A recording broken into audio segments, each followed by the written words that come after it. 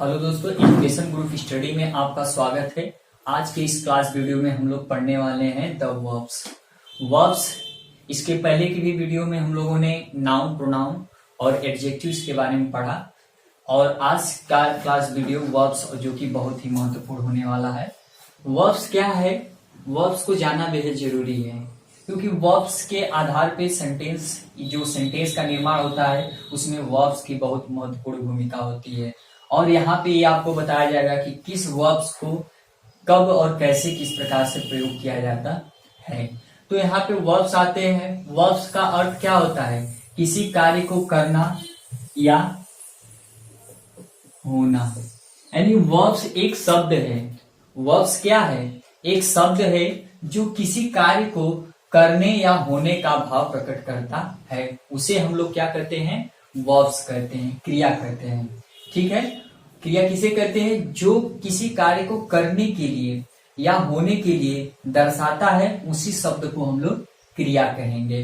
ठीक है, अब क्रिया दो भागों में बांटा गया है। क्रिया को दो भागों में बांटा गया है। एक मेन वर्ब्स होता है और दूसरा क्या होता है? एक्सिलरी वर्ब्स होता है। वैसे तो इन्हीं के नाम से उनके प्रयोग के आधार पे, यानी इन्हीं में से जो वर्ड्स हैं, जो वर्ड्स आएंगे, उन वर्ड्सों को उसके प्रयोग के आधार पे उसका अलग नाम दिया गया। उन सारी चीजों को भी हम लोग पढ़ेंगे। लेकिन यहाँ पर देखिए कि मेनली जो दो प्रकार से, यानी मेन वर्ब अर्थात प्रिंसिपल वर्ब और दूसरा हेल्पिंग या एक्सिलरी वर्ब्स में बांटा गया है। ठीक है, तो वो वर्ब के दो प्रकार, एक मेन वर्ब या प्रिंसिपल वर्ब, दूसरा हेल्पिंग वर्ब या एक्सिलरी वर्ब। ठीक है, अब मेन वर्ब किसे कहते हैं? मुख्य क्रिया को। मेन वर्ब्स की हिंदी क्या होती है? मुख्य क्रिया। और हेल्पिंग या एक्सिलरी वर्ब्स की क्या होती है? सहायक क्रिया। मुख्य क्रिया यानी मेन या प्रिंसिपल वर्ब किसे कहते हैं?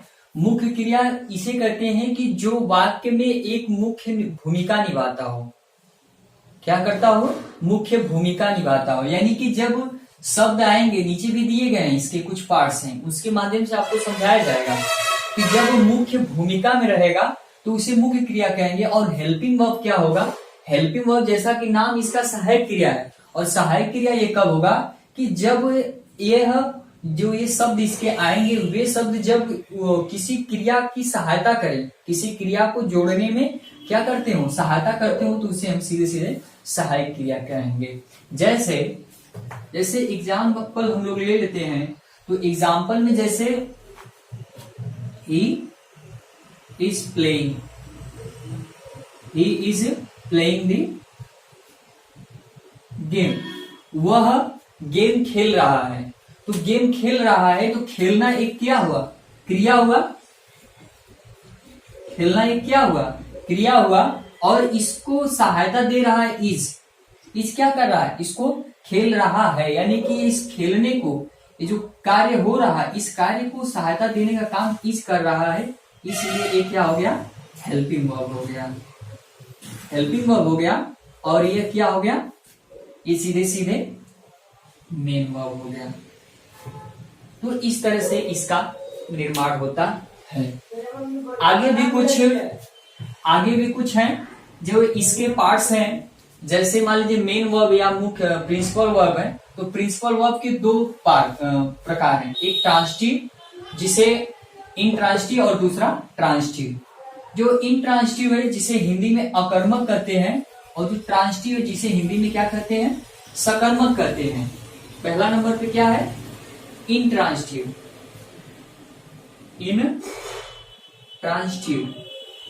इंट्रांजिटिव किसे कहते हैं? जिसमें अकर्मक, जिसमें कर्म न हो, जिस क्रिया के पास कर्म न हो, उसे हम लोग क्या कहेंगे? अकर्मक कहेंगे। जैसे एग्जाम्पल के तौर पे हम लोग देख सकते हैं कि जिसमें क्रिया नहीं आया हो, जैसे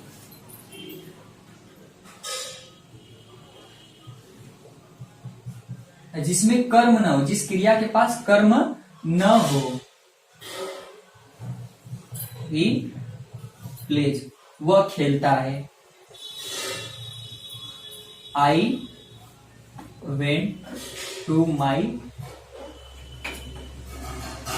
हाउस, मैं अपने घर चला गया।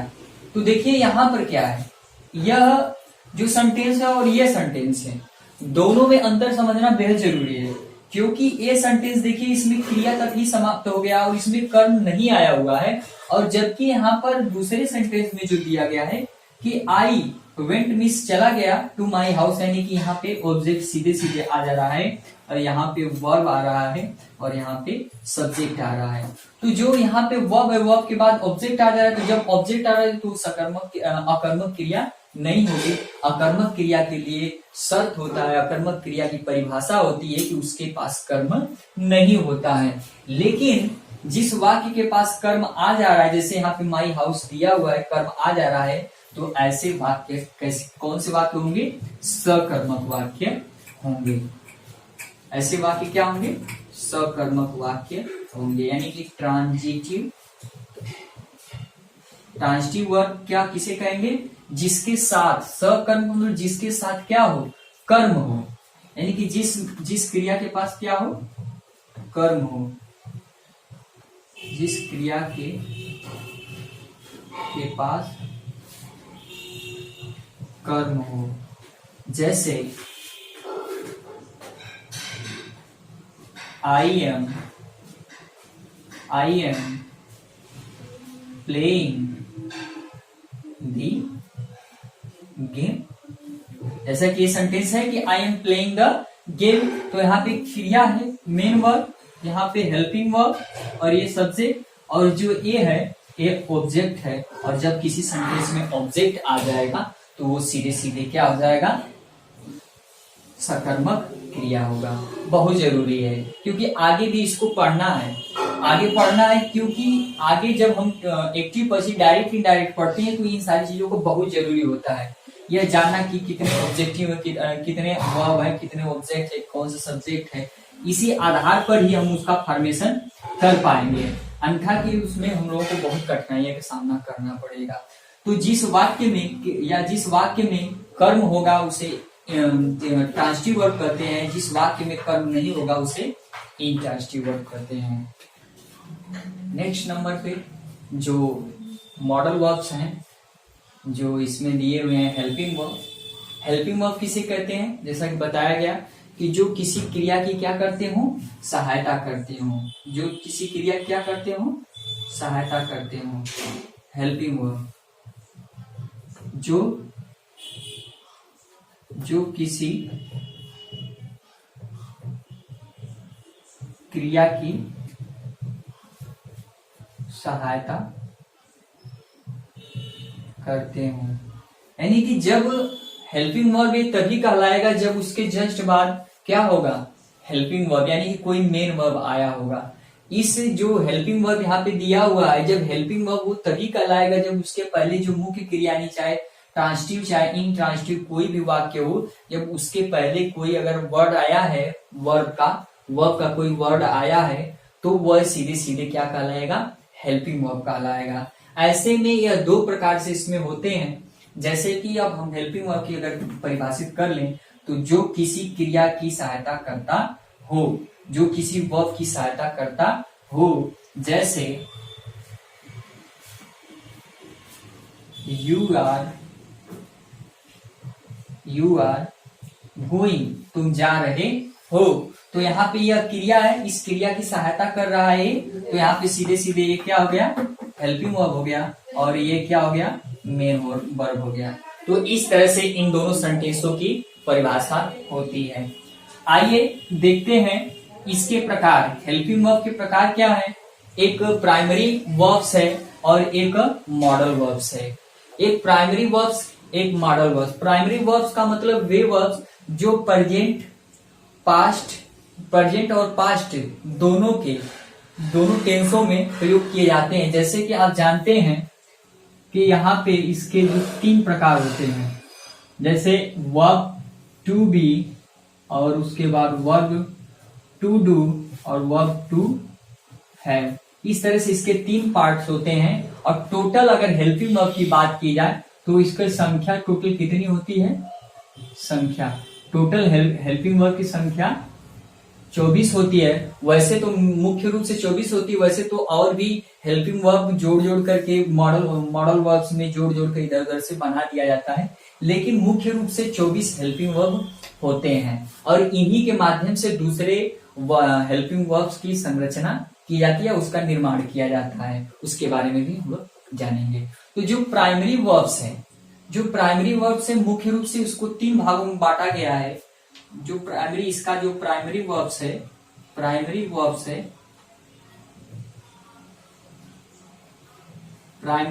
है जो इसके प्राइमरी वर्ब्स को 3 भागों में बांटा गया है। 3 भागों में, यानी कि पहला है टू बी।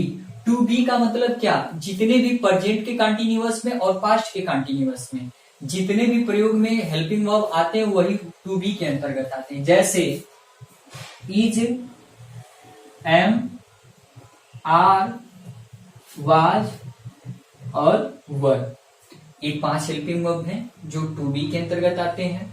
और इसी के साथ ही दूसरा जो टू डू है, जितने भी प्रेजेंट के और पास्ट के इंडेफिनिट के जो प्रयोग में आते हैं, प्रेजेंट टेंस के और पास्ट टेंस के इंडेफिनिट में जो भी प्रयोग में आते हैं हेल्पिंग वर्ब, वो किसके अंतर्गत हो जाएंगे, टू डू के अंतर्गत होंगे। तो टू डू के अंतर्गत सबसे पहले डू आ गया, फिर डज आ गया, फिर तीसरा पास्ट के इंडेफिनिट में डिड का प्रयोग होता है। और तीसरा नंबर पे जो टू हैव है, तो टू हैव यानी हैव से जो हैव, हैज और हैड, टू हैव के अंतर्गत हैज, हैव और हैड। इस तरह से टोटल ये जो प्राइमरी एक्सिलरी की संख्या टोटल कितनी हो जाती है, 11 हो जाती है।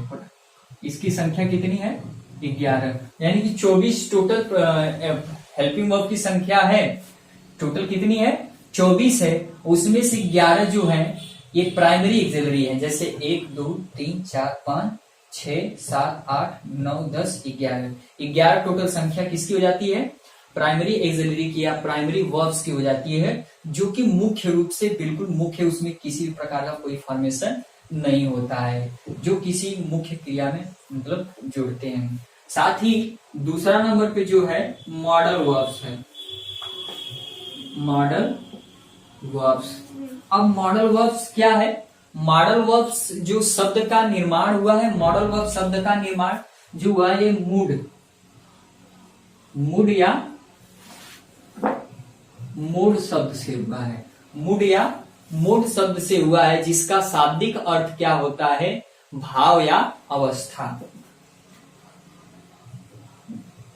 अवस्था, भाव।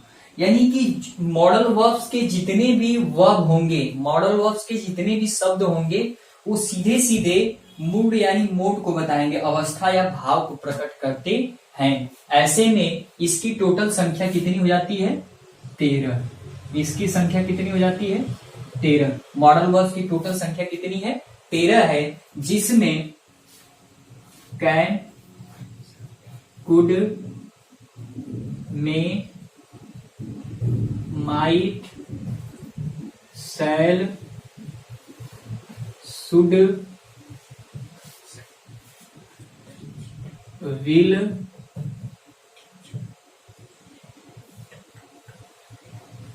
वुड, फिर उसके बाद मस्ट, डेयर, नीड और ought to, नीड टू और ought to। इस तरह से 1 2 3 4 5 6 7 8 9 10 11 12 और एक और वर्ड्स है, मस्ट हो गया, डेयर हो गया, नीड हो गया, ought हो गया, और इस तरह से एक और वर्ड है, उसका प्रयोग किया जाता है टोटल मॉडल वर्ब्स की। यानी कि ये जो मॉडल वर्ब्स के अंतर्गत जो भी ये सारे के सारे वर्ड्स आते हैं, ये सारे के सारे वर्ड्स किसी अवस्था या किसी दशा या किसी भाव को ही प्रकट करते हैं। ये कभी चेंजेबल नहीं होते हैं। इसमें से कुछ वर्ड्स ऐसे हैं जो प्रेजेंट फॉर्म में होते हैं, कुछ पास्ट फॉर्म में प्रयोग, जैसे कैन, और ये सारे के सारे शैल विल ये सारे के सारे प्रेजेंट फॉर्म में प्रयोग होते हैं, जबकि कुड और ये सारे कुड, माइट, शुड, वुड ये सभी वर्ड्स जो हैं पास्ट में होते हैं। इसका प्रयोग आगे आप लोगों को भी बताया जाएगा। ठीक है, तो आज की इस वीडियो में बस इतना ही। मिलते हैं अगले वीडियो में इसके प्रयोग के साथ। तब तक के लिए धन्यवाद, बने रहिए हमारे साथ।